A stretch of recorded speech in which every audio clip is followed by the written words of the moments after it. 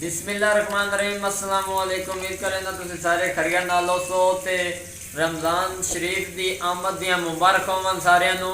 ਤੇ ਅੱਜ ਅਸੀਂ ਬਹੁਤ ਮਜ਼ੇਦਾਰ ਤੁਹਾਡੇ ਕੋਲ ਸਪੈਸ਼ਲ ਡਿਸ਼ ਬਣਾਉਂਦੇ ਪਏ ਹਾਂ, ਮਟਰ ਆਲੂ ਗਾਜਰ। घ्यो साडा गर्म हो चुका है तो बहुत मशहूर मज़ेदार सब्जी तैयार करांगे तो नाल विखाई जासूँ। अद्धा किलो प्याज पैंदे पे बिस्मिल्लाहिर्रहमानिर्रहीम, क्योंकि तुहानू पता सारी गरीबी जिहड़ी बनदी वो प्याज दे उत्ते बनदी है। अगर प्याज ही ना सही होवन तो फिर बनावन दा की फायदा। तुहानू नाल विखाई जासूँ। तो जिन्हों ने अभी तक मिस्टर डॉट 478 नू सबसक्राइब नहीं किया वो जल्दी नाल कर दिओ, ताकि जो नवीं तो नवीं वीडियो तुहाडे तक पहुँचदियां रहन। वसल साडे भुजिंदे पे ने, उस तो बाद असीं फिर तुहाडी मुलाकात इहदे नाल करावांगे। माशाअल्लाह जी, आ चेक कर लो, वसल साडे भुज गए ने, सड़न लग गए ने, लेकिन गरीबी जी चंगी बन सी। उम्मीद ते एक डूंगा दूजे मिसाले दा ही है। ये तो दसो 2 नींबू हैं पे, 3 टमाटर हैं पे, 4 मिर्च हैं पे, थूम ते अदरक। बिस्मिल्लाहिर्रहमानिर्रहीम। ये मिसाला पा दिता, इनू असी अच्छी तरह मिक्स कर लेना। वेख अद्धी डेगड़ी तो मिसाले की बन गई है, लेकिन मोड़ भी टेंशन न लवे। तुहानू पता मिस्टर 478 के उत्ते तुहानू चंगियां चटपटी चीज़ां ही मिलदियां, होर किश लभणियां। अद्धा चम्मच असीं इहदे नमक पैंदे पे बिस्मिल्लाहिर्रहमानिर्रहीम, अद्धा चम्मच हल्दी का, अद्धा चम्मच लाल मिर्च का पाउडर, 1 चम्मच साबुत धनिया, उस तो बाद कुटी होया पीसी होया गरम मसाला अद्धा चम्मच। ये मसाले असां इहदे विच पा दित्ते ने। असीं इन्हां नूं हुण विच मिक्स कर लैने। आ चेक करो जी, माशाअल्लाह।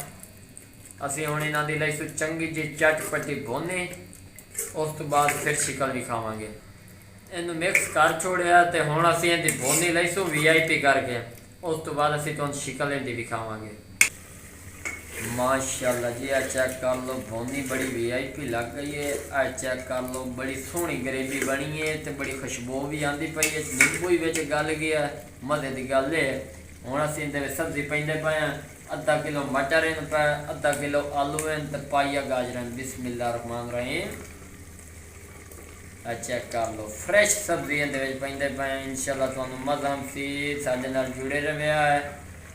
आ चेक कर लो जी, बर्तन छोटा तो लेकिन मुल भी मटीरियल चंगा पाया विच, ताकि खावन का मज़ा आए। माशाअल्लाह जी, इनू असीं मिक्स कर देंगे सब्जी नूं चंगी रेत। आ चेक करो जी, इनू असीं अच्छी तरह मिक्स कर छोड़िया।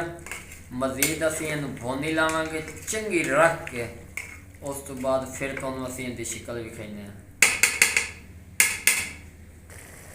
माशाअल्लाह जी, आ चेक कर लो, भुनी लग गई है, बहुत सोहनी भुनी लगी है। आ चेक कर लो जी, माशाअल्लाह।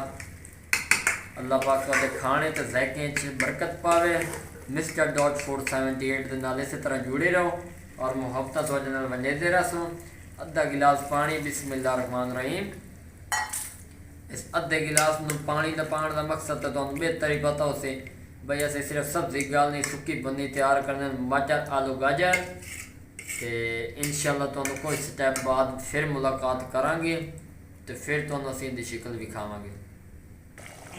माशाअल्लाह, सुभान अल्लाह जी, आ चेक कर लो, सब्जी साडी काफ़ी हद तक रेडी हो चुकी है। तो मटर भी गल चुके हैं, आलू भी गल चुके हैं, तो गाजर भी गल चुकी हैं। हुण असीं इहदे विच पैंदे पे हैं बहुत मज़ेदार मेथी, खुशबू कण ताकि इहदे ज़ायका बन जाए, एक टेस्ट आ जाए। बिस्मिल्लाहिर्रहमानिर्रहीम। आ चेक कर लो, मेथी असां पा दी है। मेथी अपना रंग विखाई सी इहदे विच, इन्हें मिक्स कर देने विच। आ चेक कर लो जी, मज़ीद कुछ देर बाद फिर मुलाकात करेंगे, फिर तुहानूं असीं इहदी लुक विखाइने हैं। माशाअल्लाह जी, आ चेक कर लो, सालन साडा मुकम्मल तैयार हो चुका है। सिर्फ 1 तो 2 मिनट का वक्फा देवांगे, उस तो बाद असीं उतार के तुहानूं विखावांगे आलू मटर गाजर लेमन वाले। तो माशाअल्लाह जी, बहुत ही खूबसूरत इसकी खुशबू आ रही है और पानी भी इसका खुश्क हो चुका है। 2 मिनट का स्टे के बाद आप लोगों को दिखाते हैं। माशाअल्लाह जी, आ चेक कर लो, सालन साडा मुकम्मल तौर पर तैयार हो चुका है। हुण असीं कटेंदे पे हैं। बिस्मिल्लाहिर्रहमानिर्रहीम। माशाअल्लाह, बहुत ही खूबसूरत खुशबू आ रही, बड़ा प्यारा ज़ायका नज़र आंदा पिया है।